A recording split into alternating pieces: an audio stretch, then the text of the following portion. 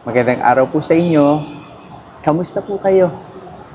Muli na naman, ako po ay magbibigay sa inyo ng pagninilay sa loob ng 4 na araw. So, panandalian po muna, ako po ay magpapaliban sa pagdiriwang ng banal na misa sapagkat ako po, kasama ng aking mga staff, ay aalis para sa isang planning at recreation na rin.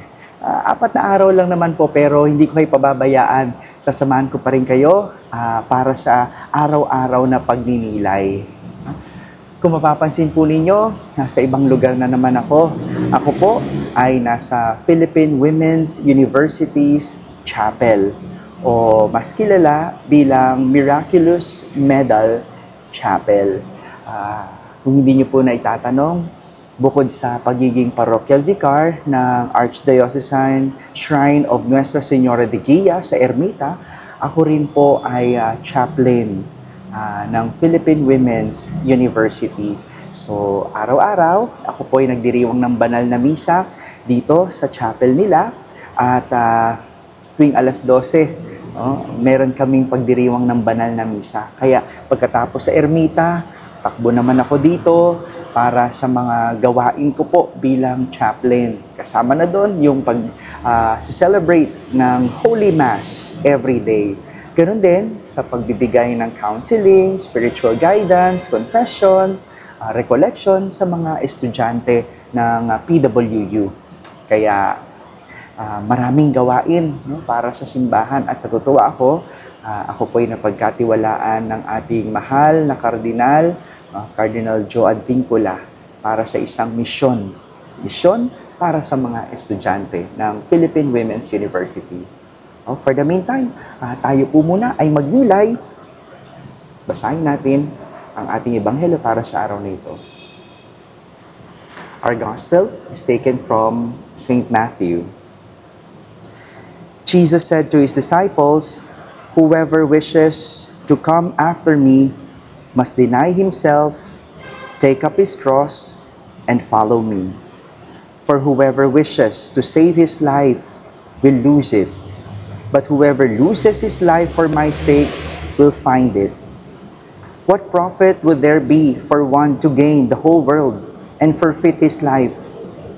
Or what can one give in exchange for his life? For the Son of Man will come with his angels in his Father's glory, and then he will repay each according to his conduct. Amen.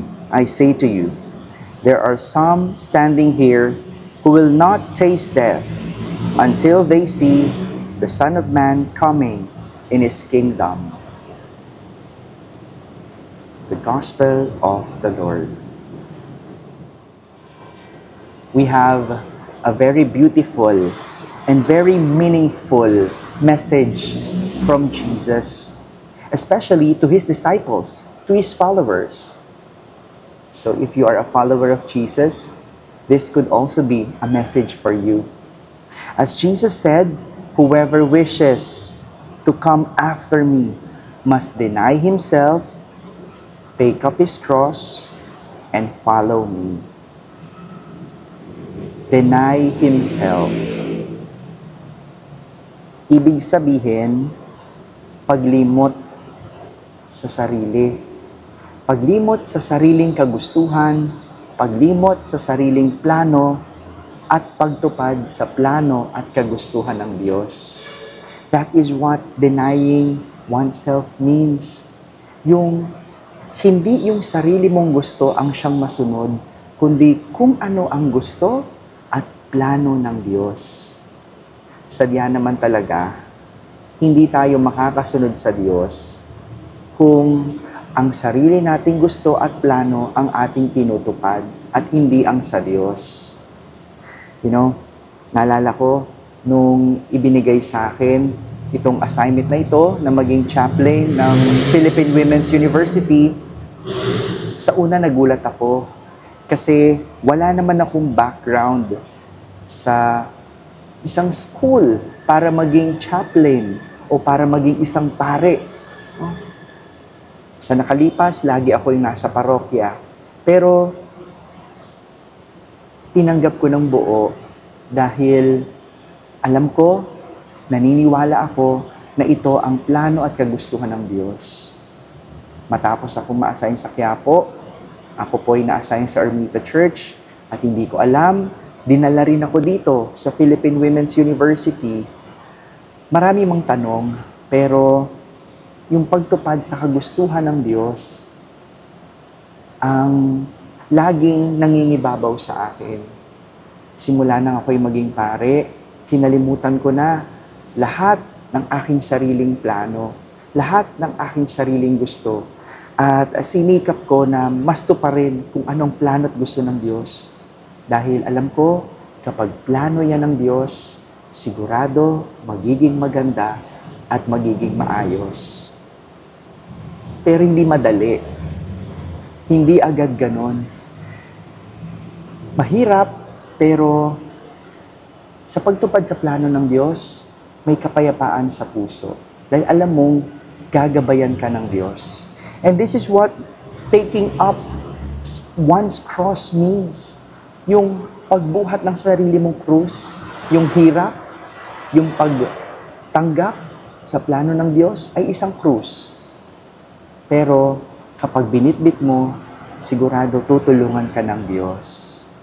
Maring katulad nyo, meron din kayong mga pinagdadaanan na hindi nyo gusto, hindi nyo naisip, o hindi nyo plano. Pero huwag ka mag-alala. Kapag binitbit mo, yaang pinagdadaanan mo, pinagsumikapan mo, tutulungan ka ng Diyos.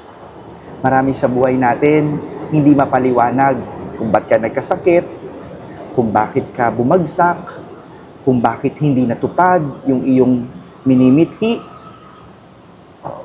Huwag kang matakot. Huwag kang matakot na magpatuloy dahil sa pagbuhat mo ng iyong krus, sa pagpapatuloy mo sa buhay, kapiling mong Diyos. Marami ka man tanong, marami mong pagdududa o agam-agam, sa huli, kapag itutuloy mo ang laban, tutulungan ka ng Diyos. This is how it is to be a disciple and follower of Jesus, to deny oneself, take up his cross, and follow Jesus. Amen.